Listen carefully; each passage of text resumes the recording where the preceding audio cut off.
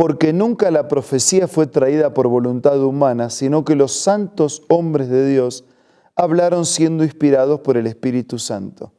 Por eso es que la Biblia puede reavivar nuestra existencia, porque es palabra de Dios, revelada a los profetas a través del Espíritu Santo.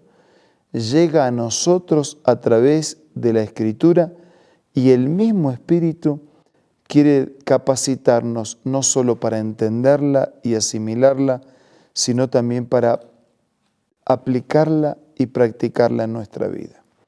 Hoy nos detenemos en el capítulo 12 del libro de Zacarías. Pidamos la bendición de Dios. Señor, al meditar en tu palabra, que podamos hacerlo amparado en la promesa de tu asistencia. Lo pedimos y lo agradecemos en el nombre de Jesús. Amén.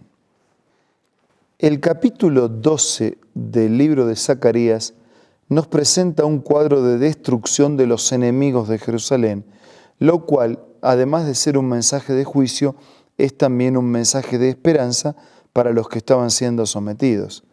Dice que esta profecía es la palabra del Señor con respecto a Jerusalén. Tiene que ver con el sitio de la ciudad, pero también tiene que ver con la venida del Mesías.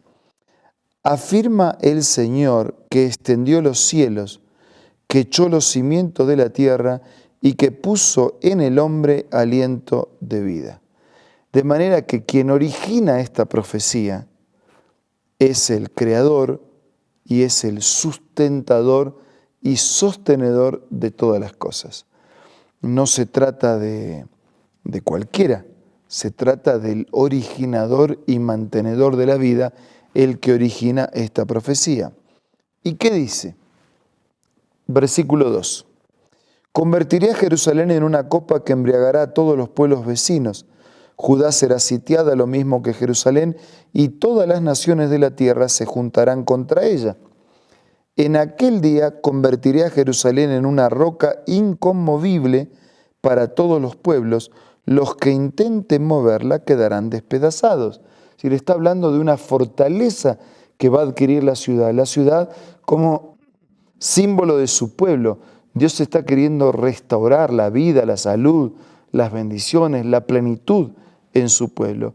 Y su ciudad sería una ciudad inconmovible, como una roca inconmovible, fuerte, segura, presente.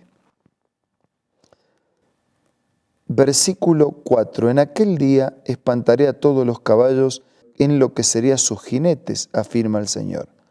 Me mantendré vigilante sobre Judá, pero dejaré ciegos a los caballos de todas las naciones. Entonces los jefes de Judá proclamarán: la fortaleza de los habitantes de Jerusalén es su Dios, el Señor Todopoderoso. Es claro, es que la recuperación de un lugar, de una identidad, de una ciudad, era obra de Dios. No era obra de sus recursos, de sus estrategias, de sus fuerzas. Versículo 6. En aquel día convertiré, es Dios el que sigue hablando. ¿Qué Dios? El que creó todo. Dice, el que extendió los cielos, el que echó los cimientos de la tierra, el que puso en el hombre aliento de vida. Ese es el que dice, en aquel día convertiré a los jefes de Judá en un brasero ardiente dentro de un bosque, en una antorcha encendida entre las gavillas.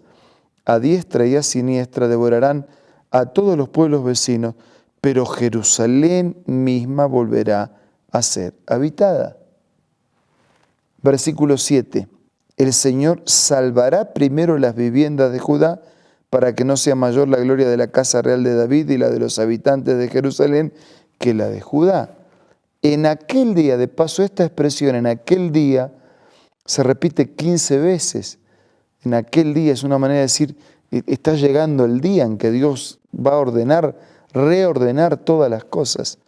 En aquel día yo, el Señor, protegeré a los habitantes de Jerusalén.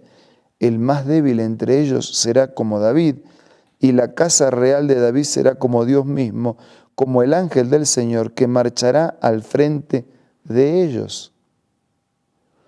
En aquel día yo convertiré, en aquel día espantaré, en aquel día transformaré en una roca inconmovible, en aquel día el juicio terminará con el pecado y con la injusticia. Versículos 9. Lamento por el que fue traspasado. En aquel día me dispondré a destruir a todas las naciones que ataquen a Jerusalén. Sobre la casa real de David y los habitantes de Jerusalén derramaré un espíritu de gracia y de súplica, y entonces pondrán sus ojos en mí. Cuando Dios actúa, cuando su gracia es derramada en nuestra vida y cuando tenemos un corazón sensible para aceptar la presencia, la promesa de Dios, entonces dice que esa mirada, esos ojos de Dios fijos y puestos en nosotros, derramará su espíritu. Y dice, harán lamentación por el que traspasaron, como quien hace lamentación por su hijo único. Llorarán amargamente como quien llora por su primogénito. Hubo uno, aquí está el anuncio, ¿no?, del Mesías que vendría, que sería traspasado como hijo único, como primogénito, que llorarían con amargura. En aquel día habrá una gran lamentación en Jerusalén, como la de Adad Rimón en la llanura del Meguido. Todo el país hará duelo, familia por familia, la parentela de David y sus esposas, la de Natán y sus esposas, la de Leví y sus esposas, la de Simi y sus esposas, y todas las demás familias y sus esposas. Sí, aquí hay un anuncio profético de alguien que sería traspasado, de alguien que daría su vida, que daría su sangre, que mancharía una madera, una colina, para limpiar un corazón y una vida. El anuncio profético del Mesías acompaña este mensaje de juicio con un mensaje de esperanza. El Señor va a recuperar la vida para sus hijos gracias a la muerte de su Hijo. El Señor va a recuperar la vida de sus hijos, todos nosotros, gracias a la muerte de su Hijo, el Mesías prometido, ese que sería traspasado, ese que harían lamentación por Él. Por eso, en este momento haríamos muy bien en mirar hacia la cruz para recordar el sacrificio del Hijo de Dios, su cuerpo lastimado, atravesado por clavos y lanza, un cuerpo inocente y santo, ofrecido y ofrendado para pagar por la culpa de nuestro pecado. Haríamos muy bien en mirar, en reconocer que fue por nuestros pecados y en agradecer porque este hecho abre para nosotros un camino de esperanza. Que podamos mirar el sacrificio del Señor como la esperanza indispensable que necesitamos para sostener nuestra vida. Que podamos recordar que un día todos los enemigos, fruto y resultado del pecado, enfermedad, injusticia, miseria, muerte, dolor, todos los enemigos, fruto y resultado del pecado, serán destruidos para siempre. Y que aquellos que confían en el que murió por nosotros podrán vivir por la eternidad. En los momentos de oración que siguen, hablemos con Dios y agradezcamos por esta salvación.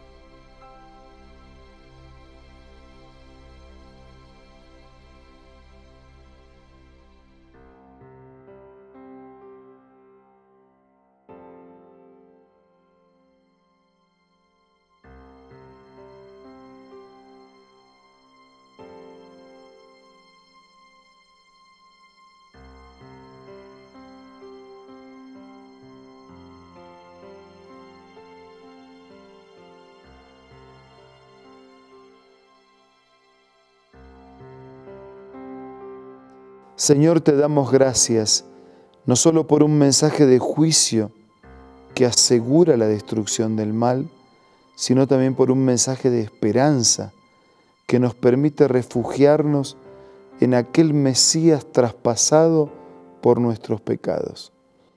Cuando esto fue escrito, Jesús todavía no había venido, pero finalmente Él vino y dio su vida por nosotros.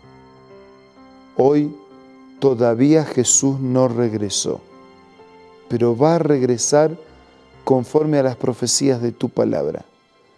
Ayúdanos a prepararnos para recibirte y para compartir contigo la eternidad. Todo te pido y te agradezco en el nombre de Jesús.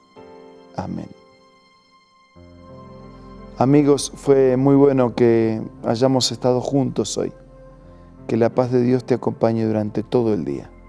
Nos reencontramos mañana para seguir siendo reavivados por la palabra del Señor.